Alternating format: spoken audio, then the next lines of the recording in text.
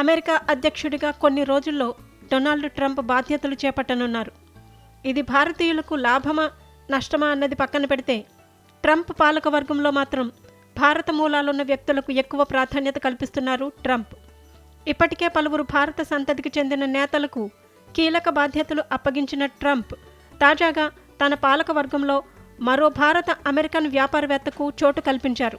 Artificial ఇంటెలిజెన్స్పై White House senior policy అడ్వైజర్గా venture capitalist Sriram కృష్ణన్ను నియమిస్తున్నట్లు ప్రకటించారు. White House Office of Science and Technology పాలసీలో సీనియర్ సలహాదారుగా శ్రీరామ్ కృష్ణన్ పనిచేయనున్నారు.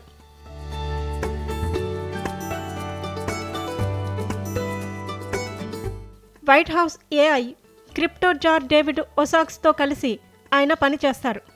కృత్రిమ మేధతో అమెరికన్ నాయకత్వాన్ని మరింత ముందుకు తీసుకెళ్తారని ట్రంప్ వెల్లడించారు.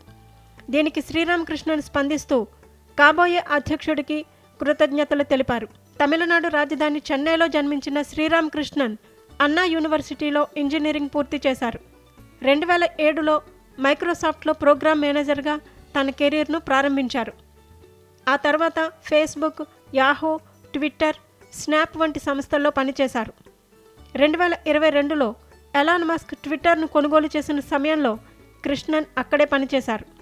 ఆ సమయంలో సంస్థ తదుపరి సీఈఓగా కృష్ణన్ను నియమిస్తారనే ప్రచారం జరిగింది.